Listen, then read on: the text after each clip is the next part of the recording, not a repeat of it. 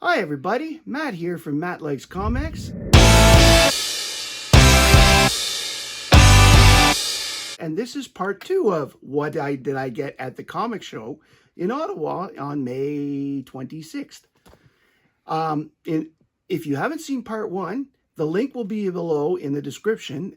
Check it out before you watch this, and you'll get an idea of where we're at and what kind of things that I've seen at the con.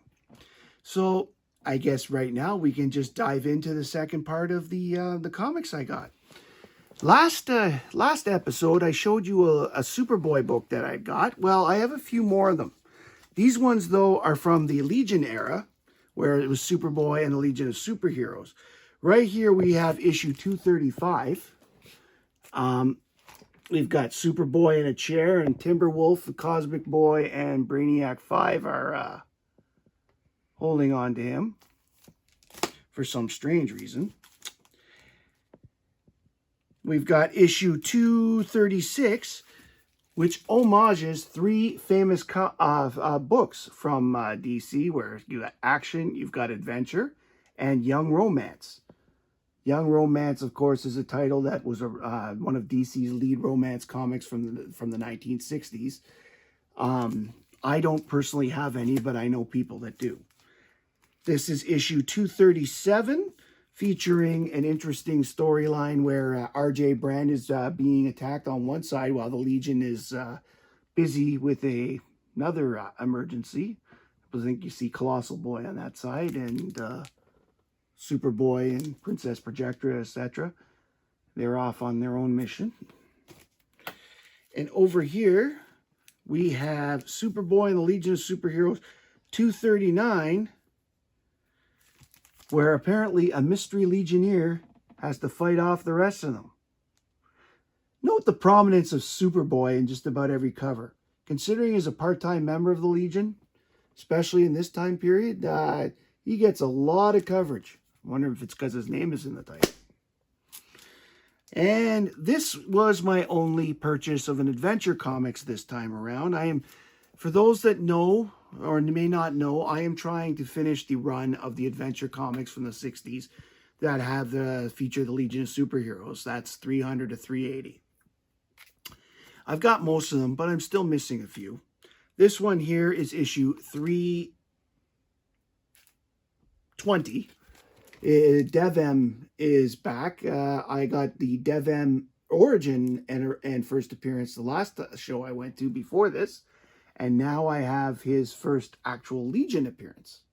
He's also on the cover here. And he's got Mon-El and Superboy. And in this one, we discover that he has reformed. He's no longer a little brat as he was on Krypton. And he's got a job that actually does some legitimate work. Next up here, we've got from one of the other ones that I am really trying to finish, the Conan the Barbarian number 21. This one is in great shape. I bought this off of Ryan at Nefarious Comics. His stuff is always in good shape. I recommend buying from him. He does a lot of online buying. You can get him at Nefarious Comics on Facebook, and that'll have his contact. And his basic theory is, from what I understand, is contact me, ask for it, and if I've got it, I'll tell you. If I don't, then I don't have it. So his stuff. I've bought about 6 books from him overall, and they've all been in better shape than I expected. And this was another book I bought off him. Surprisingly, as a Supergirl fan, I've never had a copy of this particular book because I have this series in my trade paperbacks, which are hidden behind these comics over here. So I've never bothered really to buy these series. And then I walked by it and I thought, I was at the Nefarious booth and I thought, well, you know what? That's kind of silly. I need to have this. So this is Crisis on Infinite Earth 7. As everybody knows, this is where George Perez killed off Supergirl as they were cleaning things up. And For those that see my little thumbnail picture, that was the time I told George that I was very disappointed in him for killing her. And he said he was paid to do it. And I said, you know, does that make you an assassin? And he laughs his head off and he said, hey, it paid well. He was a funny man. He was a good man. Anyways, this, of course, is an iconic cover that has been homaged many, many times over the years since it came out in 1985. Next up here, I got this book handed to me for free because the gentleman saw that it was in the wrong place and he said, I'm not carrying any change. So he had it priced for $3. He said, just take it. This is Darkhold #1. It's a Marvel book. As I have mentioned before, I like the Marvel books that are more of the strange and mystical compared to, say, the superhero ones in general. So I was very pleased to get this because I have Darkhold 2 to 8. So it was great to get the first one, and now I can actually get the behind the scenes. Speaking of Marvel, next up I have a couple more that I got from the dollar bins here. This is a gentleman who I've never had the pleasure of reading before, and I'm really looking forward to this. People tell me I'm going to enjoy this. This is Darkhawk. This is Darkhawk #23. This is Darkhawk #24. And Darkhawk 32. Also in those same bins, I managed to get my hands on a Blue Beetle book from 1986, just after Crisis, when Blue Beetle and the rest were being introduced from the Charlton universe into the DC Comics universe. Blue Beetle 2. I did spend the show looking for Blue Beetle 1. I was not able to find it anywhere. I didn't look that seriously, perhaps, but the fact is the five or six booths I checked for it didn't have it, so I moved on. Next up, we've got a Gold Key book. Gold Key is another one that I like. I don't buy as often as I'd like to because I've dedicated to getting more things, but there are some series that I like and I get when I get a chance. This here is number 59 of the Boris Karloff Tales of Mystery. I love Boris Karloff Tales of Mystery, the series. And if there's anybody out there who may remember my blog, they may remember that I took this photograph of Boris and made it my joke photograph for everything.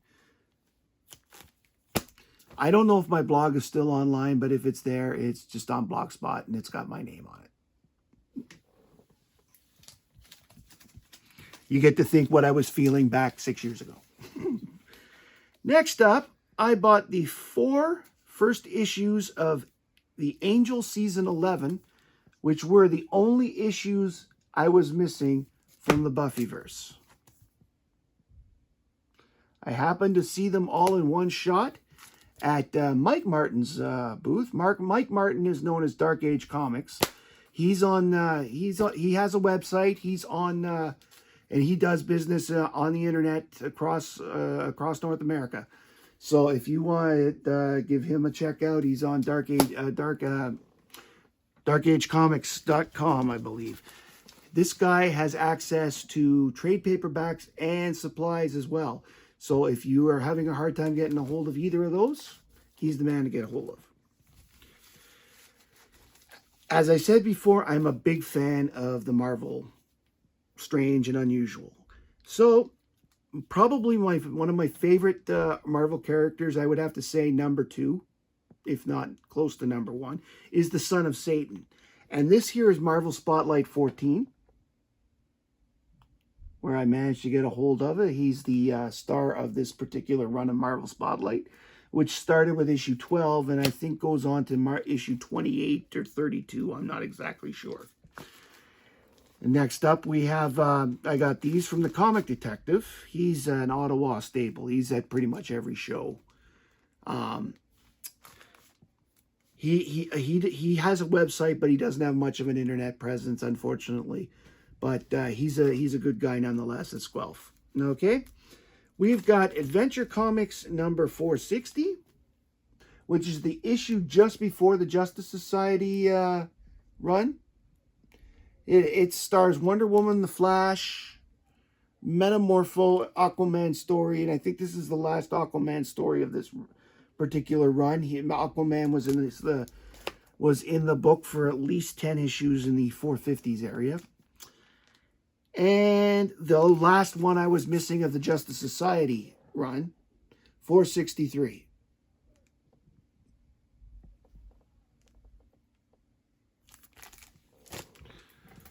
Right, and the next couple of issues are both Marvel.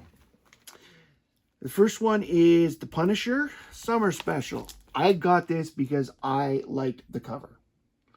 Purely a cover buy, but because it was dollar bin, I'm sure I'm going to like it too. I tend to like Punisher comics when I read it. Generally speaking, if the writing's not good, the art is pretty good, and therefore it's still a quick and good read. This here is a fun one. This is the New Defenders 125. This was the first time that the title Defenders was known as the New Defenders, but it also features the wedding of the son of Satan to Patsy Walker, the Hellcat.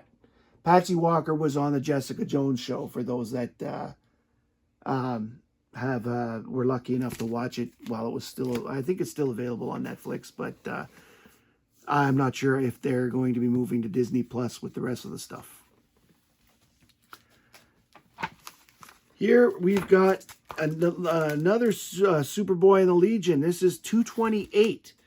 This is a big key because it features the death of Chemical King, which is only the third death in the Legion of Superheroes. Considering the danger, considering the amount of evil people they've fought over the years, that is amazing. That is an amazing record to only lose 1/3 of a person. And for those that know Adventure Comics 340 and 341, you know what I'm talking about. And to lose only 3 members out of a roster of about 31 over the years, it's not bad. And Chemical King, unlike other comic people, has stayed dead. Right here we have, I think this is the last of my Superboy and Legion of Superheroes issues. This is number 229. It is the Time Trapper is the big bad, and he's one of my favorite big bads of the whole Legion run. However, I don't know why, because in the end, he doesn't really seem that powerful. Because he always seems to be defeated quite easily. He seems to be a bigger threat than he ever actually is. Might be the clothes. I can't see his face, so you might not be able to see past his hands. And here is the other Blue Beetle issue I picked up. Blue Beetle 22.